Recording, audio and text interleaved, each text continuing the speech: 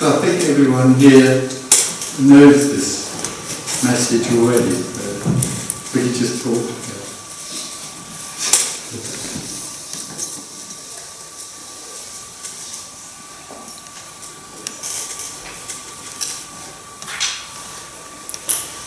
When I first started talking years ago, I never said anything at the beginning. I used to just sit there and say nothing. People wonder whether they come to the wrong meeting.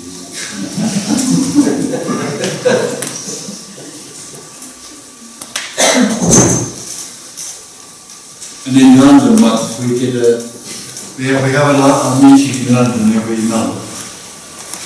And years ago we used to do it for the whole day, so we had the meeting in the morning, and then we went to lunch, and then in the afternoon we came in again. And on one afternoon we came in, and there was the crowd of people, and then there were two ladies sitting near the front. Very elderly lady with grey hair sitting near the front.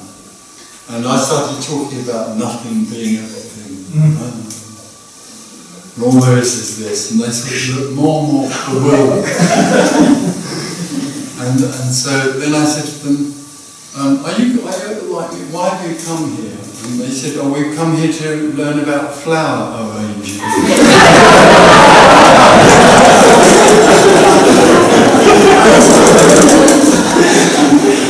Went up to the wrong room.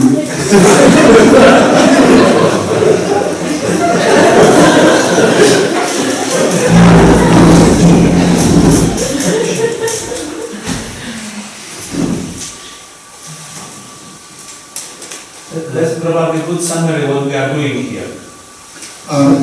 Well, it's possible that you come here to get something. No, I'm saying that your introduction about the woman coming for flower arrangement, listening to you is the same as we are coming here listening to you. It's a good summary of what we are doing. It's the same thing, yeah. Yeah, I think so.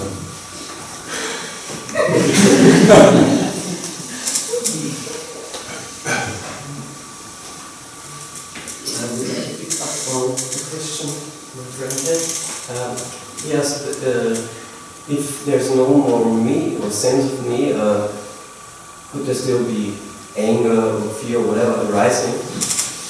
And I said, well, yes, and she said, why? And I said, why not? Yeah, well, yeah. Maybe you have a better answer. Well, in a sense this is difficult because the me is so used to everything coming from here or coming in here and then going out of here, that when that location is no longer there, then in a sense, all that's left is everything. Or no one.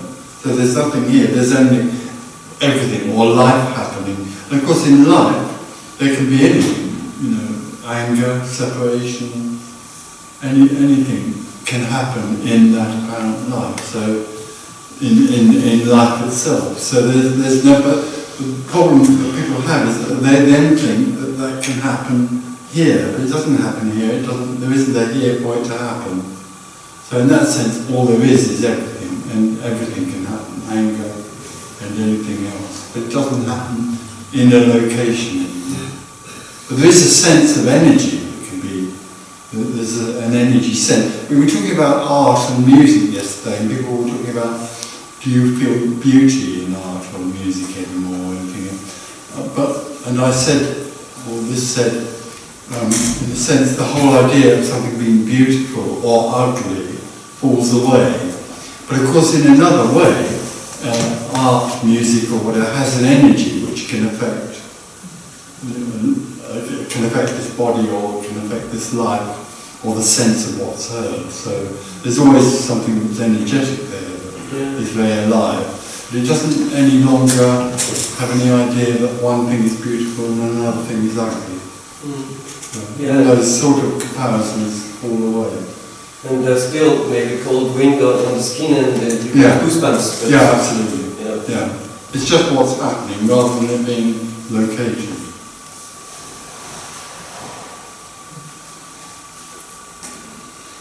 But anger and fear, Sorry? anger or fear is being felt sometimes here, very much. In the body. Yeah, in the body. Yeah. Who is sensing, or what is sensing? Oh, nothing. Nothing. Yeah, of course, there is no me. No, there's just fear. It is fear, but who is sensing? What Oh, is, no one it's just a is. sense. That, the whole thing is that the sensor, or the knower, or that which is aware of fear, is no longer there. Yeah, It's just what there is. Yeah. With nothing but knowing, nothing knowing. Yeah. And it can be in the body, or it can be outside, it Yeah. can be... It's anything, it's everything. Yeah. There is only the immediacy of what is, which can't be described. This can't describe what sitting here is like, because if it could, then that would be known by something. So there's no... People, when this happens to people, they say it's amazing because I can't now describe what my life is anymore, because it's not, there's nothing there that knows it, there's just life happening.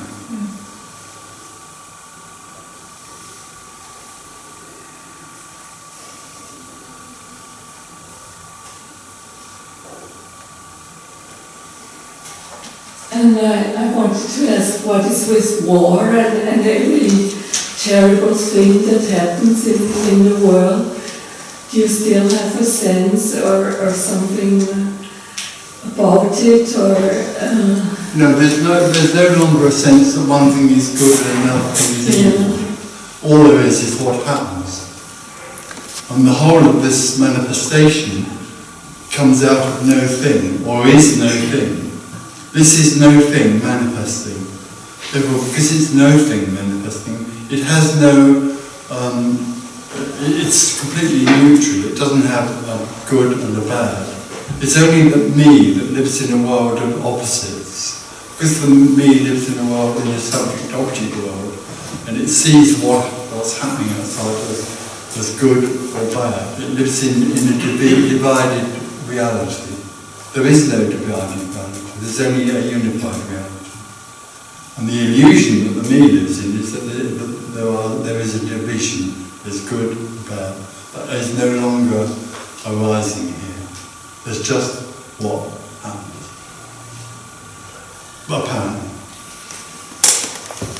So there's war and peace apparently happening, but they're both the same thing. They both have the same energy. There's no longer something that's significant or important. The whole of significance falls away.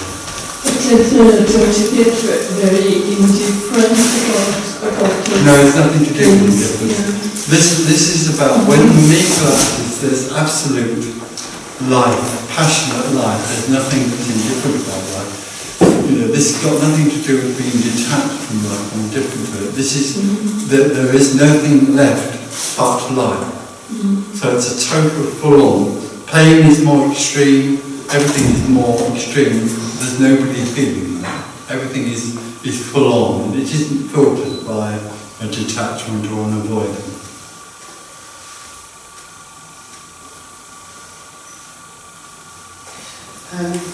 But if you see somebody suffering, let's say children or animals, beings that are helpless, yes. So do you still feel the impulse to help them? There could be a response to help or not. There's no longer that I can only help because there's no longer a sense that it has to be one or the other. There's no should. Sorry? There's no should, there's no obligation and no... There's nothing restricted anymore by morals or obligations. There is only life happening. And if there is a response, there's a response. If there isn't, there isn't. They're both the same thing. The problem for me is that it lives in a moralistic world, a subject-object world, which it tries to make good and never will.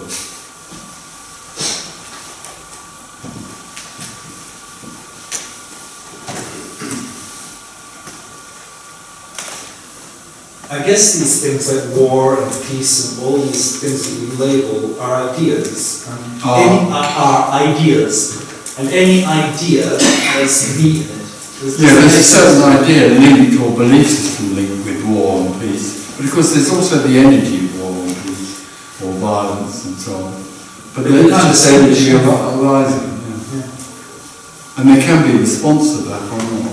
But the idea that in somewhere or other there's some action that I could take, there is no I, that could choose to take in order to make that better, it simply collapses. All ethics and morals simply collapse with the me. Ethics and morals are there for the me to make its life a bit better. Right, and that's where the labeling comes from. We have to, because otherwise we wouldn't know what to attach to. Those things are labelled, and then become ideas or beliefs.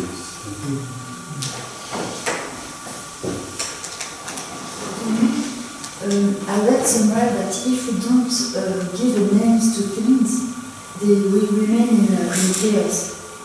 Well, not really. I mean, basically, separation is the source of everything to do with knowing and labelling and calling something a name.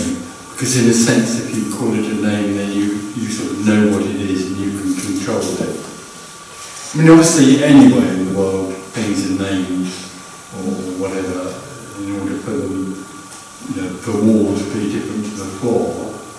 But also, what comes out of that is a sense of knowing what is there in order to be in control of it. All of that collapses. But this will still go on calling all the wall and the floor and the floor. But those things no longer have any significance. Nothing has any significance going forward.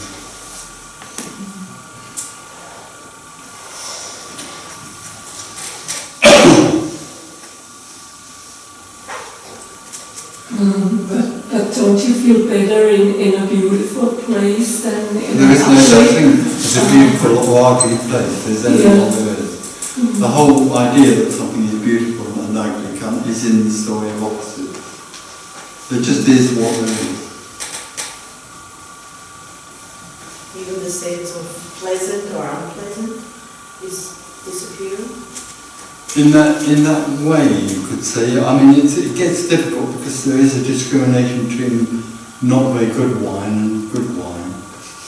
In that way, you say there's a discrimination. But bad wine doesn't. In some way or other, there's nothing that is affected by bad wine. There's just a discrimination between the two things. A poorer wine or a more interesting wine. There's nothing any longer that's attached to that measuring.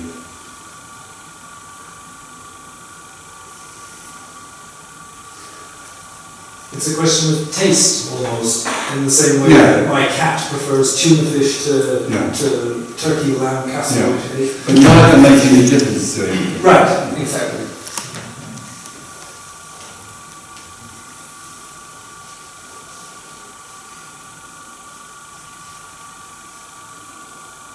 So you don't get as much of a hangover from bad wine afterwards?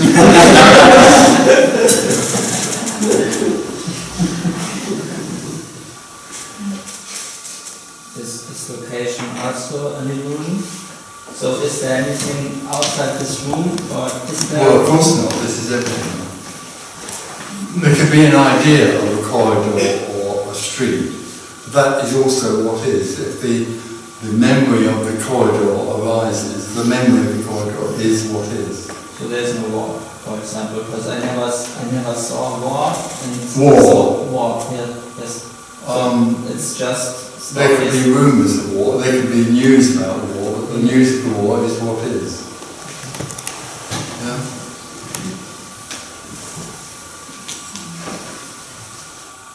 Are there relationships? See?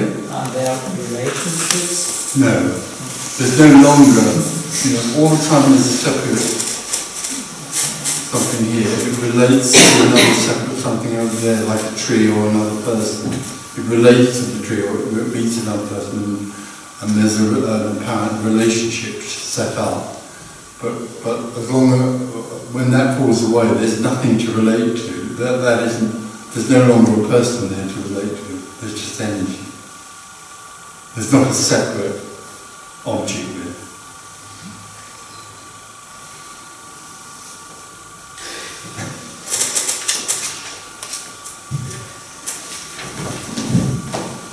how this perception functions.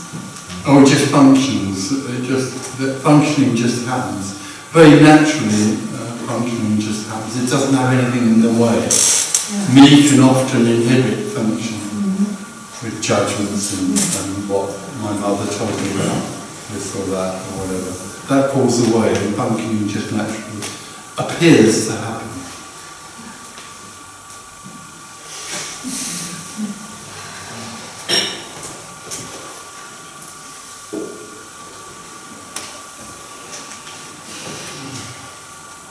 I mean, everything that's happening in this room, nobody's doing anything in this room. Slight movement or thought or just looking at this or looking at that. There isn't anyone doing it, it's just what seems to be happening. But the me believes it can choose to look over there or move that or And so there is no question of perception. no. It's only in connection with the me that there is Yeah. a The perception. me perceive, the me is the perceiver. Birth of the child out of act of sex between two. Sorry? A birth of a child as a result of act of sex between two. Well, that's one logical explanation for it. So what? But nobody chooses to make love, it happens. Nobody chooses anything. It's only the me that lives in a dreamt reality in which it comes to believe that it is real and that it has real free will and choice. There isn't anyone that chooses anything. There's only what seems to happen.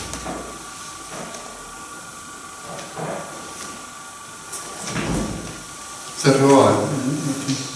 It's okay. Just trying to remind me, it happened in the next hotel room last night. It was very long and very loud.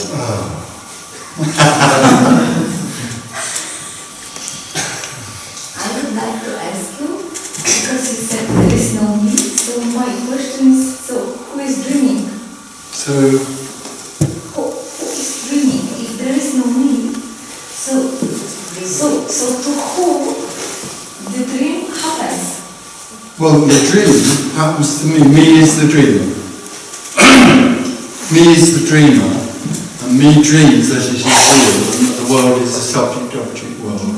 That's its dream. It's an illusory dream it lives in, which it's convinced is real. But can you point me? Can we point Can I point? me? No, I'm sorry, there isn't anyone here. How can I point at me? There isn't anyone. There might be bodies that dream they are people. As far as this is concerned, there isn't anyone here. No me here. Yes, I know.